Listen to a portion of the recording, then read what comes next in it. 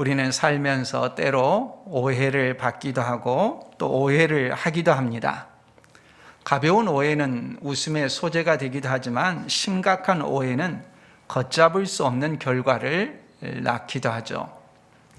다윗 시대에 이웃나라 암몬의 왕 나하스가 죽고 그의 아들 한운이 왕으로 즉위를 했습니다. 다윗은 죽은 암몬 왕이 자신에게 은혜를 베푼 것처럼 이제 새롭게 즉위한 나하스 왕의 아들 한운에게 은총을 베풀고자 했습니다. 갚으려는 것이죠. 그래서 다윗은 자신의 신하들을 보내 조문을 했습니다. 순전한 마음으로, 돕고자 하는 마음으로 그렇게 했습니다. 그러나 암몬 자손의 관리들은 달리 생각했습니다. 암몬 왕의 아버지를 공경해서 그렇게 조문을 보낸 것이 아니라 그걸 핑계로 해서 암몬 나라를 엿보고 함락시키기 위한 것이라고 그렇게 조언을 했습니다. 표면상 이유와 속뜻이 다르다고 그렇게 해석한 것이죠. 순전한 오해였습니다. 새로 즉위한 암몬 왕은 신하들의 말을 듣고 조문을 간 다윗의 신하들에게 모욕을 주었습니다. 다윗의 신하들의 수염을 깎고 옷을 자르고 돌려보냈습니다. 선전포고였던 셈입니다. 다윗은 그런 오해를 풀기 위해서 외교적인 노력을 하지 않았습니다. 조롱과 수모를 평화롭게 해결하려고 시도하지 않았습니다. 암몬과 맞서 싸우는 편을 택했고 결국 암몬의 수도를 함락시켰습니다.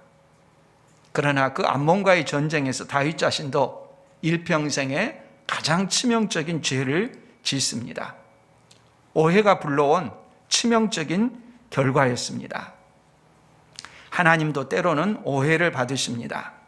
이스라엘 백성들로부터 아주 심각한 오해를 받으셨습니다.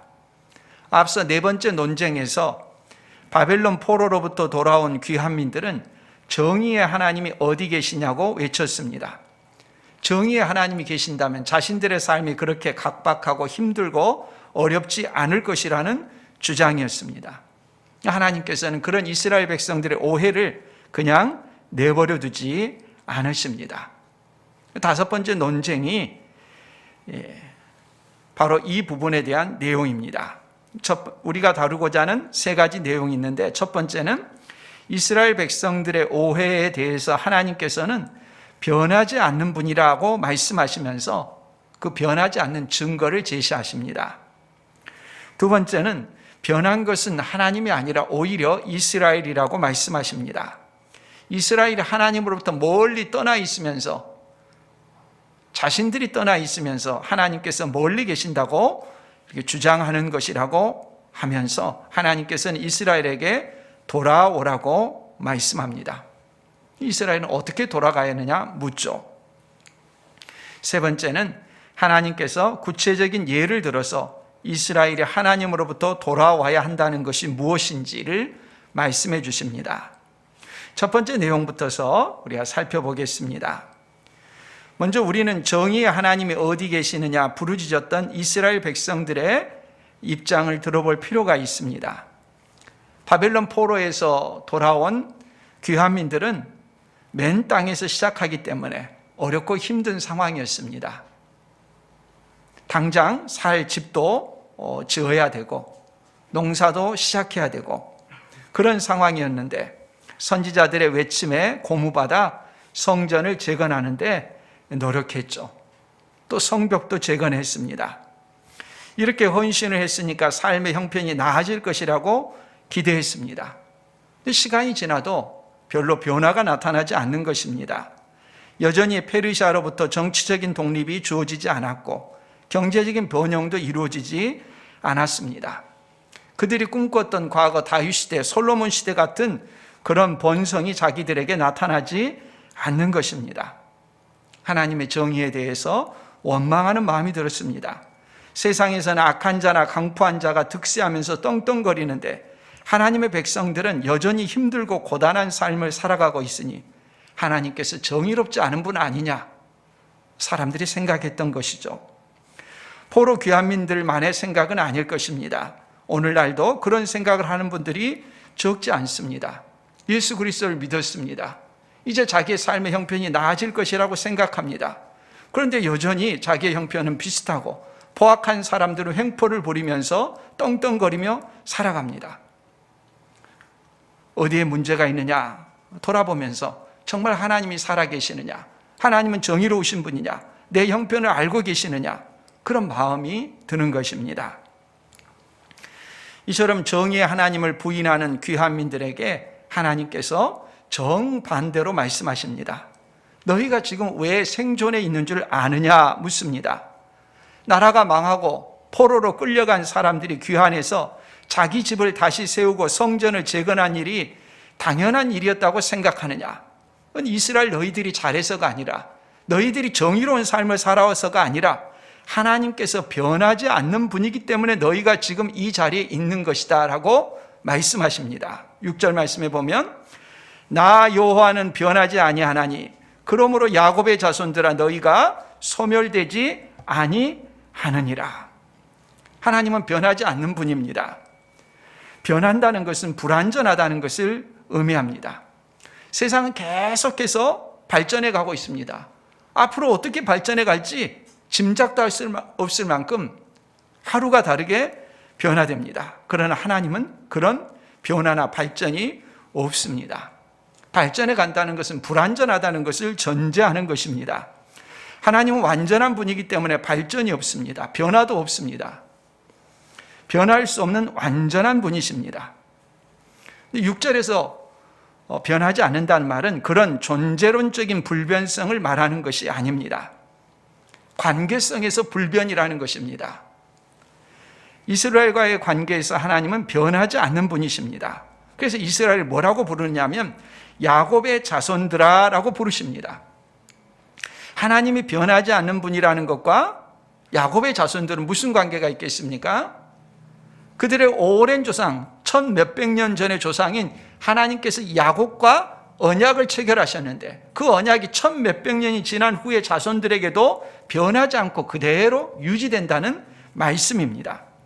하나님께서 야곱과 약속을 하셨기 때문에 그들의 자손들이 비록 반역하고 불순종하고 죄를 지었음에도 불구하고 완전히 진멸시키지 않고 포로로 끌려간 나라에서 고스란히 그들을 보존하시고 다시 돌아오게 하시고 그들이 지금 생존할 수 있었다는 것이죠. 만일에 정의의 기준으로 이스라엘을 재단했다면 이스라엘은 나라가 망하고 포로로 잡혀간 곳에서 돌아올 수 없어야 했습니다. 우상 숭배의 죄 때문에 심판을 받았기 때문에 그대로 망했어야 합니다. 이스라엘 백성이 하나님의 정의를 요구할 때는 하나님의 정의가 자신들의 존재를 심판하는 것으로 이미 끝났어야 된다는 것을 알아야 합니다. 그들은 하나님의 정의를 요구하지만 막상 하나님의 정의대로 시행이 되었다면 그들은 생존할 수가 없었던 것입니다. 이스라엘 백성은 자신들의 대적자들에게만 하나님의 정의를 외칠 것이 아니라 그들 자신에게도 하나님의 정의가 나타난다면 어떻게 될 것인가 하는 것을 생각해 보아야 합니다. 그들 먼저 심판을 받았어야 되는데 어떻게 그들이 살아남고 포로에서 귀환해서 지금 생존할 수 있었느냐. 이미 우리가 첫 번째 논쟁에서 살폈던 내용입니다. 말라기 1장 2절 이하 말씀에 보면 여호와께서 이르시되 내가 너희를 사랑하였노라 하나 너희는 이르기를 주께서 어떻게 우리를 사랑하셨나이까 하는도다. 하나님께서 이스라엘 백성을 사랑한다고 하니까 그 귀환민들은 자신들을 사랑한 적이 없다는 것입니다. 정치적인 속박이 그대로 있고 경제적인 어려움이 계속되는데 무슨 사랑이 있느냐. 정치와 경제의 기준으로 세속적인 기준으로 하나님의 사랑을 판단했던 것이죠. 나 여호와가 말하노라 에서는 야곱의 형이 아니냐. 그러나 내가 야곱을 사랑하였고 에서는 미워하였으며 그의 산들을 황폐하게 하였고 그의 산업을 광야의 이리들에게 넘겼느니라. 에돔은 말하기를 우리가 무너뜨림을 당하였으나 황폐된 곳을 다시 쌓으리라 하거니와 나 만군의 여호와는 이르노라 그들은 쌓을지라도 나는 헐리라. 사람들이 그들을 일컬어 악한 적이라 할 것이요 여호와의 영원한 진노를 받은 백성이라 할 것이며. 에돔과 비교해보라는 것입니다. 같은 아버지 이삭에게서 난 쌍둥이 아들들인데 야곱은 나라가 망하고 포로로 끌려갔지만 다시 돌아왔습니다. 쌍둥이에서는 어떻습니까? 나라가 망한 다음에 그들은 다시 일어나리라, 떨치며 일어나리라, 다시 나라를 세우리라 호언장담했지만 역사에 사라졌습니다. 지금 에서의 자손들이 어디에 있습니까? 하나님께서 그들을 사랑하셨기 때문에 그들이 남아있다는 것을 말씀하는 것이죠. 이스라엘은 알아야 됐습니다. 하나님께서 정의롭지 못한 분이 아니라 하나님의 정의가 시행된다면 자신들은 진작 심판을 받아 멸망했어야 한다는 것을, 하나님께서 변하지 않는 신실한 분이시기 때문에 야곱과의 언약을 그들의 자손들에게 계속해서 적용하고 계시고 그들이 살아남았다고 말씀합니다. 자신들이 살아남아 생존하는 것은 마땅한 것이 아니라 하나님께서 그들에게 무한한 사랑을 베풀어 주셨던 것입니다. 하나님께서 야곱과 언약을 지켜 야곱의 자손들을 멸망시키지 않고 생존하게 하셨다면 오늘 우리에게는 야곱과의 언약보다 더 큰, 더 나은 언약이 있습니다. 예수 그리스도께서 십자가의 피로 새 언약을 체결하시고 예수님을 믿는 사람들을 새 언약 백성으로 삼아 주셨습니다. 그러므로 새 언약 백성들은 비록 삶을 살아가면서 삶이 어렵고 고단하다고 해서 하나님의 사랑을 의심하지 않아야 합니다. 악한 사람이 더 잘 되는 것처럼 보인다고 해서 하나님의 정의를 의심하지 않아야 합니다. 야곱의 자손들을 지켜주셨던 것처럼 하나님의 변치 않는 사랑으로 새 언약 백성을 사랑하시고, 하나님의 관심은 이 세상에서 새 언약 백성이 하나님을 닮은 자로 살아가느냐, 작은 예수가 되는 삶이냐, 여기에 관심과 포커스를 둡니다. 근데 하나님의 백성들은 자꾸 무슨 기준을 갖습니까? 세상 사람들이 추구하는 것을 왜 내가 갖지 않고 있느냐, 세상 사람들과 비교하면서 그와 동일한 것이 내게 있어야 된다는 것에 초점을 맞춥니다. 세상 사람들이 세상에서 누리는 것처럼 나도 누려야 되는데 그것을 누리지 못한다는 것 때문에 한스러워하고 하나님께 탓합니다. 하나님의 관심은 그것이 아닙니다. 그건 부수적인 것입니다. 하나님의 자녀들이 하나님을 닮은 거룩한 백성이 되는 것, 그걸 만들어 가시는 것, 이것이 하나님의 초점인 것이죠. 하나님은 변하지 않는 분으로서 이스라엘을 한결같이 사랑하셨습니다. 하나님의 백성들을 돌봐 주셨죠. 그러나 이스라엘 백성들은 그런 하나님께 불순종했다고 말씀합니다. 7절 말씀, 너희 조상들의 날로부터 너희가 나의 규례를 떠나 지키지 아니하였도다. 나의 규례라는 말씀은 이스라엘 백성들이 출애굽한 직후 모세를 통해 주셨던 율법의 말씀들을 말합니다. 그때부터 말씀을 지키지 않았다고 합니다. 실제로 그랬죠. 출애굽 첫 세대는 하나님을 신뢰하지 않고 원망을 하고 반역을 일삼다가 가나안 땅에 들어가지 못했습니다. 조상 때부터 이스라엘은 불순종했고 그 불순종이 계속해서 말라기 시대까지 이어지고 있다고 말씀합니다. 이스라엘이 생각할 땐 자신들은 잘하고 있다고 생각했습니다. 문제가 없다고 여겼습니다. 하나님의 정의에 문제가 있다고 여겼습니다. 잘못된 진단이었다는 것이죠. 문제의 원인은 하나님의 정의가 아니라 이스라엘의 불순종이었습니다. 이스라엘이 오랜 시간 하나님의 규례를 떠나 지키지 않은 데 있었습니다. 하나님은 한결같이 그 자리에 계셨습니다. 자기들이 멀리 떠나 있으면서 하나님께서 멀어지셨다고요. 자기들이 뒤돌아서 멀리 갔는데,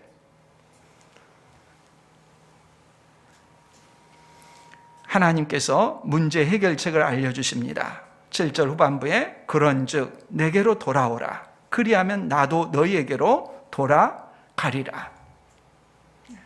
하나님 늘 그 자리에 변치 않고 계시는 분이기 때문에, 이스라엘이 뒤돌아서 멀리 갔기 때문에 이스라엘이 뒤돌아서 하나님께로 돌아오기만 하면 하나님이 보이시고 그 자리에 있다는 것을 알게 되고 하나님을 가까이 하게 된다는 말씀입니다. 이스라엘은 하나님의 정의가 없다고 탓할 것이 아니라 하나님께 돌아와야 된다고 말씀합니다. 돌아오면 여전히 계신 하나님을 만나게 될 것입니다.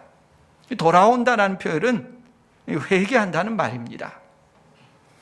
회개는 죄에서 돌이켜 하나님께로, 방향을 전환하는 것이죠. 성경에서 죄란 자기 중심성입니다. 자신의 세계 안에서 하나님을 배제하고 자기 중심으로 생각하고 판단하는 삶, 이것이 죄입니다. 이와 같은 자기 중심의 삶에서 돌이켜 하나님 중심으로 살라는 말씀이죠. 그 믿음의, 그 회개의 시작이 믿음이죠. 근데 믿음은 자기의 삶에다가 어떤 지식 하나를 추가하는 그런 것이 아닙니다. 회개하고 돌이키는 이 믿음은 주권이 변화되는 것입니다.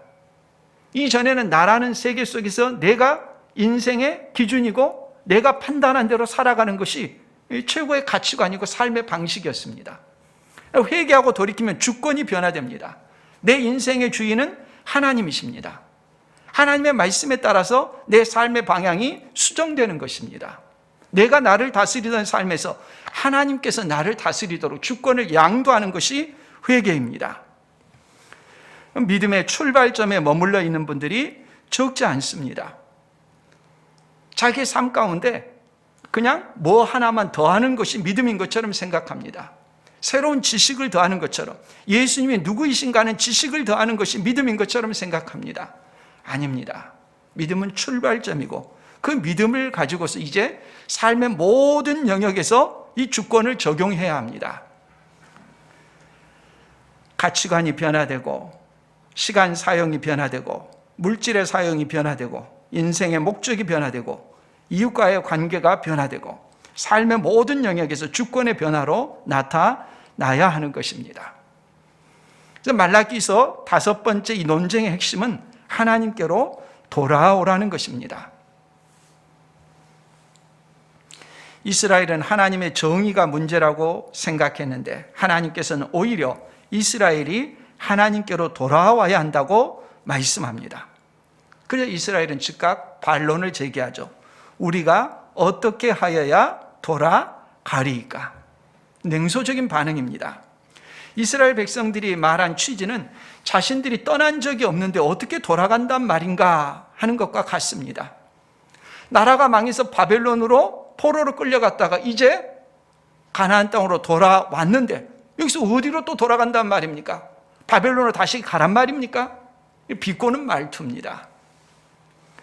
자신들은 잘못한 것이 없다고 끝까지 우기고 있는 철없는 아이들의 모습과 같습니다.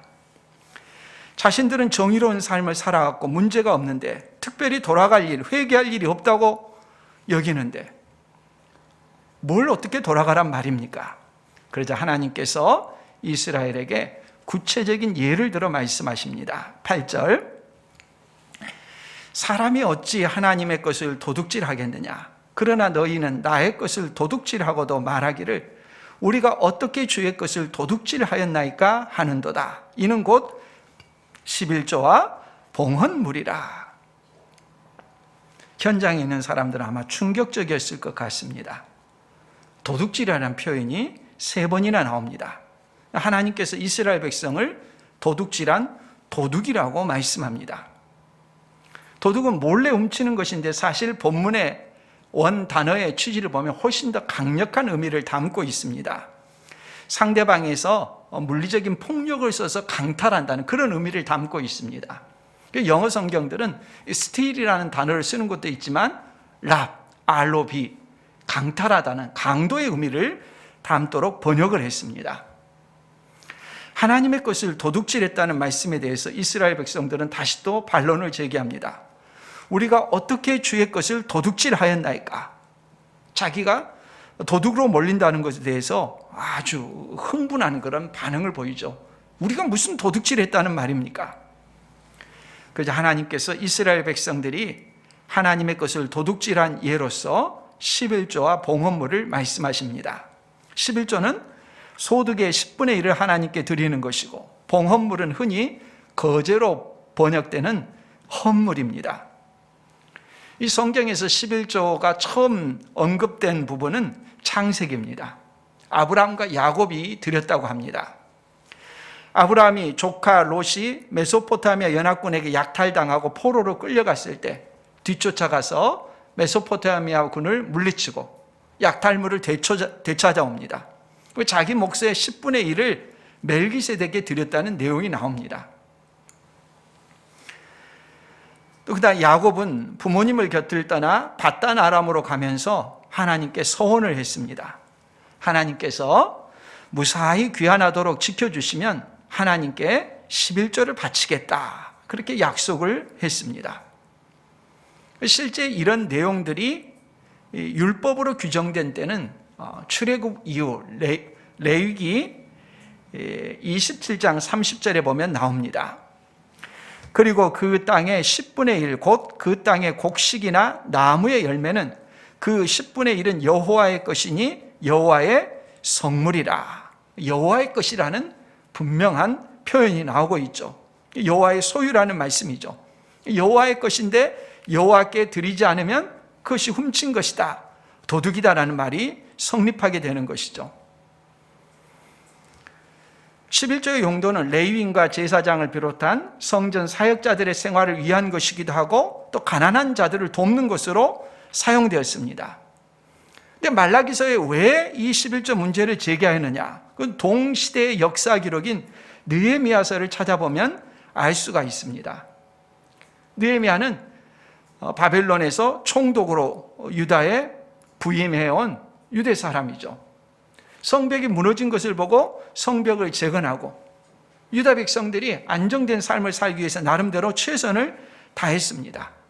그 역할을 감당하고 페르시아에 귀환했다가 나중에 다시 돌아와 보니까 성전이 엉망이 되어 있었습니다.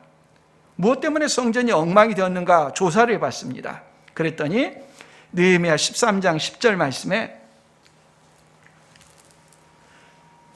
내가 또 알아본즉 레위 사람들이 받을 몫을 주지 아니하였으므로 그 직무를 행하는 레위 사람들과 노래하는 자들이 각각 자기 밭으로 도망하였기로.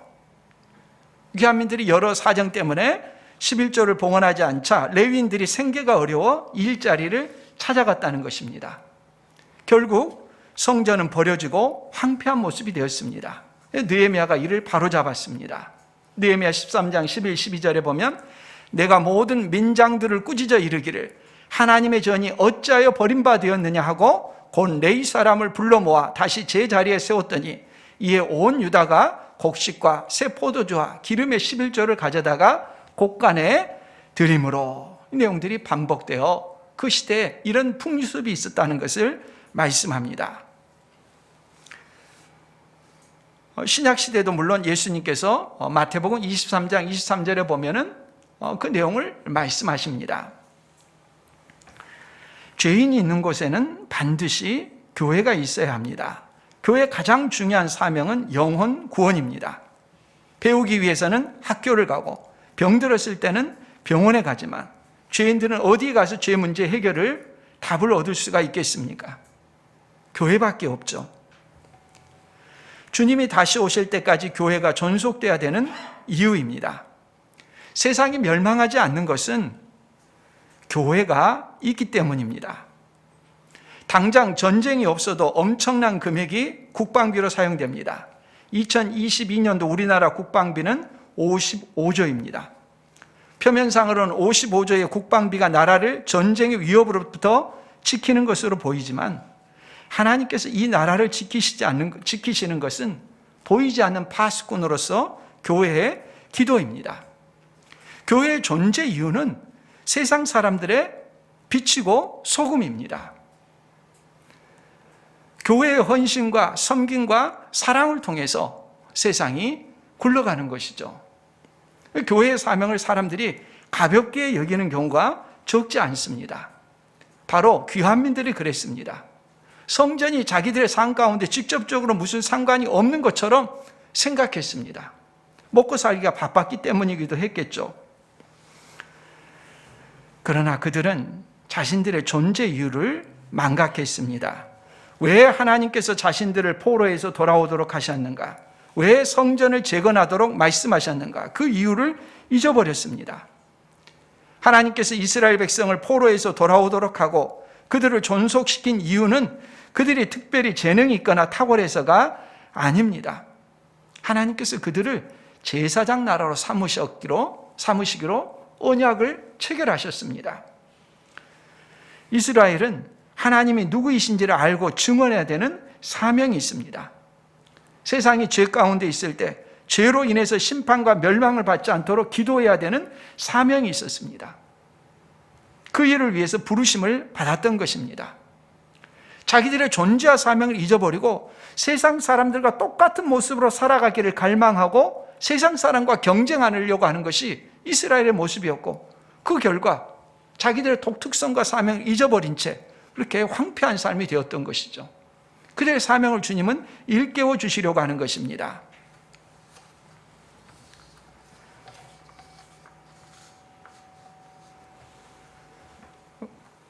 자신들의 집을 세우고 먹고 살기에 바쁘다는 핑계로 마땅히 해야 할 의무와 헌신을 소홀히 했는데, 그 결과 성전에서 봉사하는 레위인들이 다 떠나가 버렸습니다. 9절 말씀에 보면 너희 곧 온 나라가 나의 것을 도둑질하였으므로 너희가 저주를 받았느니라.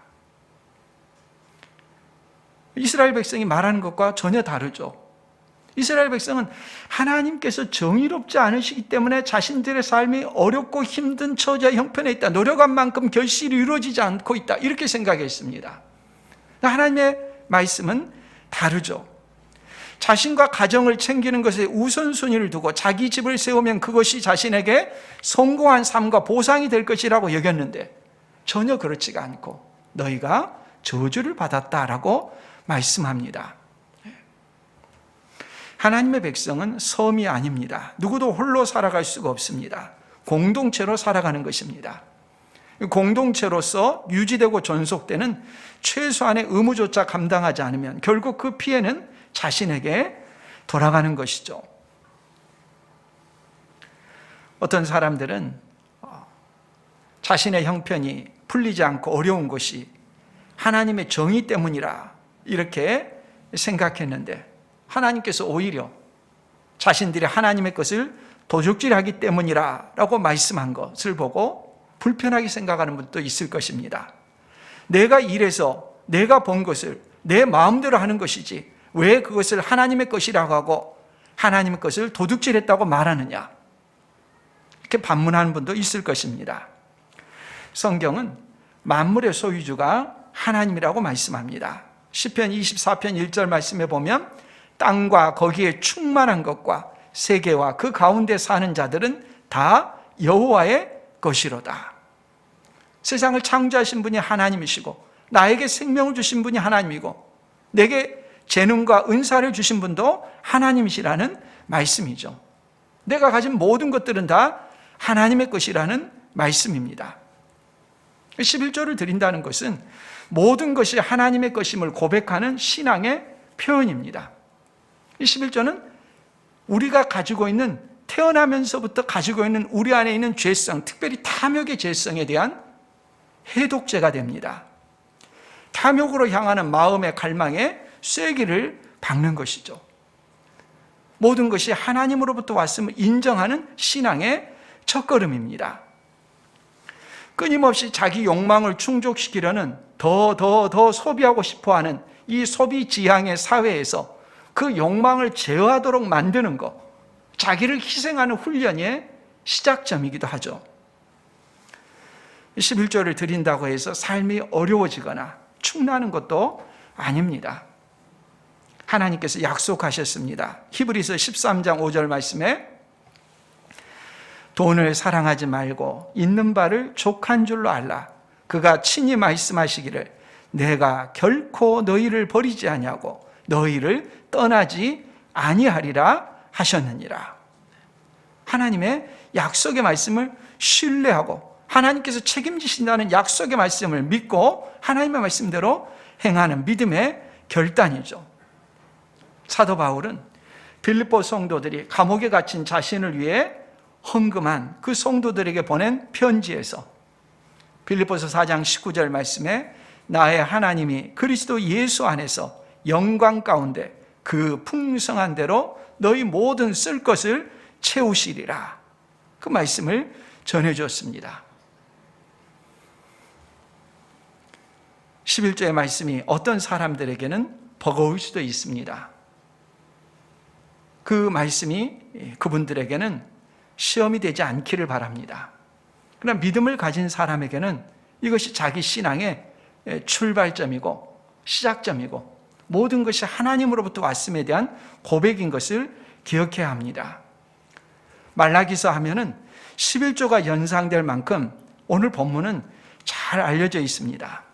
소선지서가 12권인데 이 12권 중에서 말라기서가 다른 선지서보다 더 알려진 것은 아마 이 11조 본문 때문일 것입니다. 저도 선지자들의 이름 가운데 제일 먼저 알았던 이름이 말락입니다.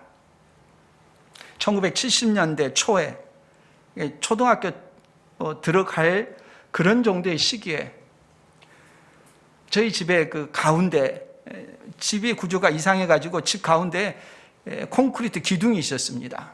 그 기둥에 나무 상자가 하나 걸려 있었습니다. 길이가 한 20cm, 그것도 가로 세로가 20cm, 15cm, 너비는 한 3cm 정도 되는 나무로 만든 그런 상자입니다. 나무 상자통이 그 일종의 저금통처럼 그렇게 있었는데 교회에서 각 가정에 준 것으로 알고 있습니다. 그리고 그 통에는 자물쇠가 달려 있었습니다. 한자로 10의 1조라고 쓰여 있었습니다. 뭐 때문에 있는지도 저는 몰랐죠. 그리고 말라기서의 본문이 그 유명한 10절 말씀이 적혀 있습니다. 만군의 여호와가 이르노라 너희의 온전한 11조를 창고에 들여 나의 집에 양식이 있게 하고 그것으로 나를 시험하여 내가 하늘문을 열고 너희에게 복을 쌓을 것이 없도록 붙지 아니하나 보라, 이 말씀입니다. 오늘날도 인쇄된 11조 헌금 봉투를 이렇게 보면은 이 말씀이 많이 적혀져 있는 것을 보게 됩니다. 하나님께서 하늘문을 열고 복을 쌓을 것이 없도록 붙지 않는지 한번 시험해 보라라고 말씀합니다. 이 말씀을 준비하면서 고민을 많이 했습니다. 이 말씀을 듣고서 어떤 사람들은 시험에 들지도 모르는데 아직 연약한 사람들은 이런 말씀을 아직 감당하지 못할 텐데 어떻게 할까? 한 주 내내 고민을 했습니다. 부디 시험에 들지 않기를 바랍니다. 이 말씀을 받아들이는 귀한민들 입장에서 먼저 제가 생각해 봤습니다. 삶이 얼마나 고단했으면 자신들이 마땅히 드려야 하는 것을 알고 있던 11조를 드리지 않았을까? 그들이 경제적으로 힘든 현실을 살았을 것이라고 생각이 됐습니다. 그런데 하나님께서는 그들에게 힘들어서 하지 않은 것이다 라는 그런 말씀을 전혀 하지 않습니다. 오히려 하나님께서 하시는 말씀은 너희들이 지금 왜 생각한 만큼 노력한 만큼 결실을 거두지 못하고 있는지 아느냐, 이걸 말씀하세요. 그다음에 하나님의 입장에서도 생각해 봤습니다. 이건 굉장히 조심스러운 것이죠. 하나님께서 귀한민들에게 11조를 말씀하실 때 어떤 마음이셨을까를 생각해 본 것입니다. 만일에 대기업의 회장이 회사를 위해서 직원들에게 10,000원씩 객출합시다라고 말한다면 그야말로 면구스러운 일일 것입니다. 천지를 창조하시고 모든 것의 소유주이신 하나님께서 경제적으로 힘들다고 말하는 귀한민들에게 11조를 말씀하실 때 어떤 마음이 드셨을까? 하나님은 고아와 과부를 돌보시는 분이신데 백성들의 어려운 형편을 쥐어짜는 분이 결코 아닌데 왜 이 말씀을 하셨을까? 본문을 계속해서 읽어보면은 오늘 말씀의 핵심은 11조가 아니죠. 말씀드린 것처럼 다섯 번째 이 논쟁에서 핵심은 하나님께 돌아오라는 말씀입니다. 하나님께 돌아오라는 맥락에서 말씀하신 내용의 예증이 11조였던 것이죠. 왜 그러면 11조를 말씀합니까? 11, 12절 말씀입니다. 만군의 여호와가 이르노라 내가 너희를 위하여 메뚜기를 금하여 너희 토지 소산을 먹어 없애지 못하게 하며 너희 밭의 포도나무 열매가 기한 전에 떨어지지 않게 하리니 너희 땅이 아름다워짐으로 모든 이방인들이 너희를 복되다 하리라. 만군의 여호와의 말이니라. 이 말씀은 즉각 어떤 내용을 떠오르게 합니다. 어떤 내용인가 하면 언약의 축복과 저주입니다. 구약 성경 중에 신명기는 언약의 형식을 담고 있습니다. 신명기 전체가 언약 문서와 같습니다. 언약의 내용을 쭉 말하고 나서 마지막에 마치 우리가 계약서를 체결할 때 이러이러한 계약을 이행하지 않을 때는 어떻게 한다, 이런 것을 규정하듯이 신명기 28장에 보면은 언약에 순종하면 이러한 복이 있고 언약에 순종하지 않으면 이러한 저주가 있다. 이 축복과 저주에 대한 내용을 28장 전체에 걸쳐서 길게 나열을 합니다. 그 신명기 28장에 나오는 축복과 저주의 내용 중에 일부가 말라기 3장 11, 12절의 내용입니다. 예를 들어서 신명기 28장 38, 39절 말씀에 보면 이 말씀을 말라기 말씀과 비교해 보십시오. 3장 11, 12절 말씀과 네가 많은 종자를 들에 뿌릴지라도 메뚜기가 먹음으로 거둘 것이 적을 것이며 네가 포도원을 심고 가꿀지라도 벌레가 먹음으로 포도를 따지 못하고 포도주를 마시지 못할 것이며 결국 말라기 3장 11, 12절에 나오는 내용과 신명기 28장 38, 39절에 나오는 내용이 같다는 것을 알게 될 것입니다. 언약을 순종하지 않았을 때에 나오는 저주, 언약을 지켰을 때는 그런 저주가 임하지 않는 것이죠. 신명기 28장 12절 말씀에 보면 여호와께서 너를 위하여 하늘의 아름다운 보고를 여시사 내 땅에 때를 따라 비를 내리시고 내 손으로 하는 모든 일에 복을 주시리니 네가 많은 민족에게 꾸어줄지라도 너는 꾸지 아니할 것이요.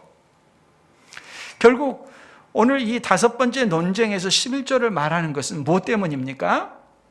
하나님과의 언약 관계에 충실하지 않아서 그들이 복을 받지 못하고 있다는 것입니다.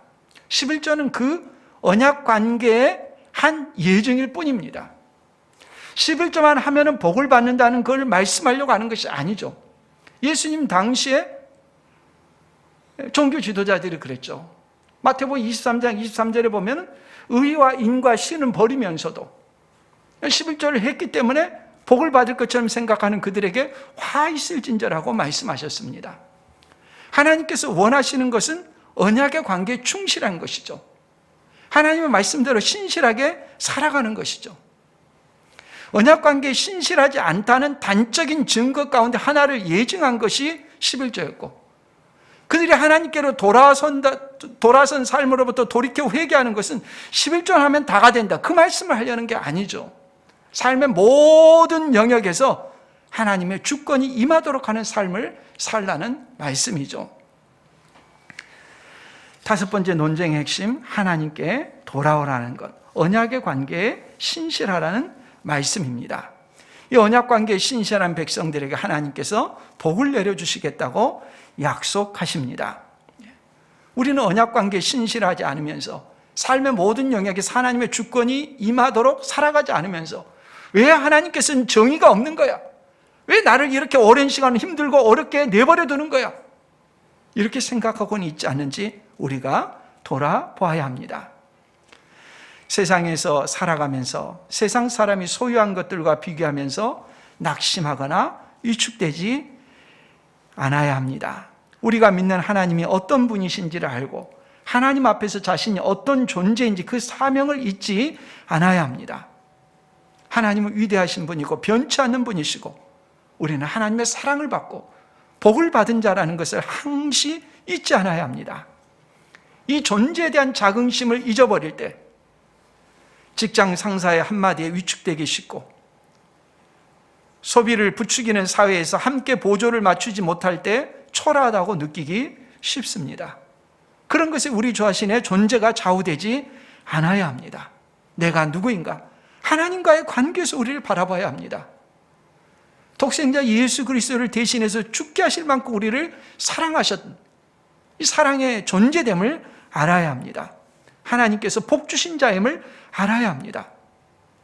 그러나 이 세상이 아무리 잘 되는 것처럼 보인다 할지라도 그들이 존속하는 것은 교회가, 우리가 그들을 위해서 기도함으로 교회가 있기 때문에 그들이 망하지 않는다는 것을 알아야 합니다.